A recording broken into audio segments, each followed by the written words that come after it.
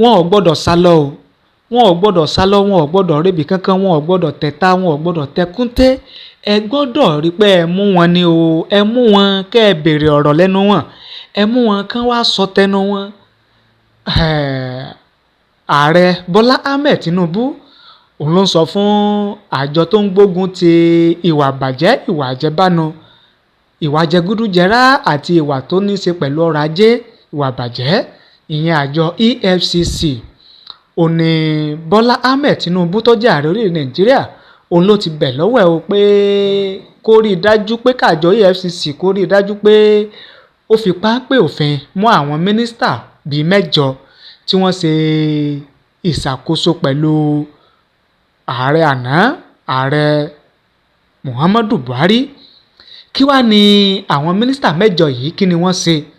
Kí ni ẹ̀sùn wọn gan-an tó fi jẹ́ pé ààrẹ Bọ́lá Ahmed Tinubu tó fi ní kájọ EFCC kó máa dọdẹ àwọn mínísítà yìí?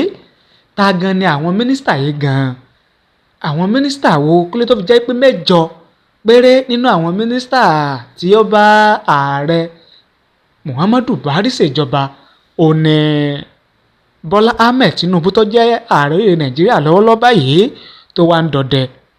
Ṣé kìí ṣe pé ọ̀rọ̀ ọ̀hún ó lọ́wọ́ nú? Ṣé kìí ṣe pé ọ̀rọ̀ ọ̀hún ó ti rí bákan? Àbí tí ó bá jẹ́ pé ọ̀rọ̀ ọ̀hún lọ́wọ́ nú ni, kí ló dé tó fi jẹ́ pé àwọn 8 péré òun náà ni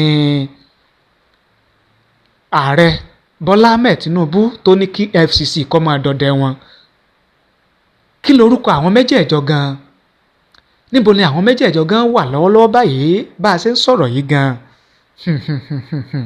Òun rúgbó bọ̀ o, ńlá tó ní ká sọ fún yín. Òun rúgbó bọ̀, òun là tó ní ká sọ fún yín o. Ohun tá a gbọ́ ni pé lójúnà àti dẹ́gun ìwà bàjẹ́, ìwà àjẹbánu, ìwà ìṣòwò ìlú kúmọkùmọ, ìwà ìkówó ìlú mì sápò ara ẹni nìkan, tí olóyè Bọ́lá Ahmed Tinubu tó jẹ́ ààrẹ orílẹ̀ Nàìjíríà tó gùn lé lẹ́yìn tó gba agbára àti ìṣàkóso gẹ́gẹ́ bí ààrẹ orílẹ̀-èdè Nàìjíríà. Èyí tá a tún gbọ́ báyìí ó ní pé ààrẹ Bọ́lá Ahmed Tinubu ó tún ti ń dọdẹ àwọn mínísítà kọ̀ọ̀kan tí wọ́n lórúkọ nínú ìṣèjọba tó kógbá sílé ìṣèjọba ààrẹ Muhammadu Buhari. Kódà àwọn mínísítà tá a sọ yìí tí Bọ́lá Ahmed Tinubu tó ń dọdẹ wọn, àwọn tó lórúkọ dáadáa tó jẹ́ pé ipò kànrìnkànrìn, ipò ràbàndẹ̀, ipò tó lórúkọ ni wọ́n dì mọ́ gẹ́gẹ́ bí mínísítà lásìkò ààrẹ Muhammadu Buhari. Táwa ni àwọn mínísítà ọ̀hún tí ààrẹ Bọ́lá Ahmed Tinubu tó ń dọdẹ? Kí ni wọ́n ṣe gan-an? Kí lẹ̀ṣẹ̀ wọn tí Bọ́lá Ahmed Tinubu tó fi ń dọdẹ wọn? Kí ló tó fi jẹ́ pé àwọn 8 péré òun náà ni a gbọ́ wípé Bọ́lá Ahmed Tinubu ló ń dọdẹ, tó jẹ́ pé ó ti bẹ àwọn àjọ EFCC, ó ti bẹ̀ wọ́n lọ́wẹ̀, ó ti rán wọn níṣẹ́ láti mú àwọn mínísítà 8 yìí. Àwọn wo wá ni? Kí ni wọ́n ṣe? Kí lẹ̀ṣẹ̀ wọn?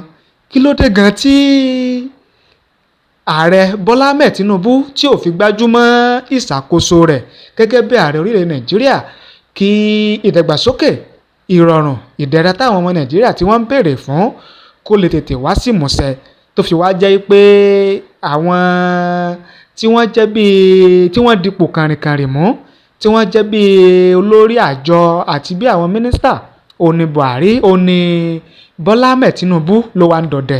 Oríṣiríṣi àwọn èèyàn ni wọ́n ti wá ń sọ̀rọ̀ wípé ṣé mímọ́ dọdẹ àwọn tó ṣèjọba kọjá, mímọ́ rán àjọ EFCC rán sí àwọn tó ṣèjọba kọjá, ṣé ni yóò mú kí ìṣèjọba Bọ́lá Ahmed Tinubu gẹ́gẹ́ bí ààrẹ orílẹ̀-èdè Nàìjíríà, ṣé ni yóò mú kó jẹ́ kó ṣe àṣeyọrí ni?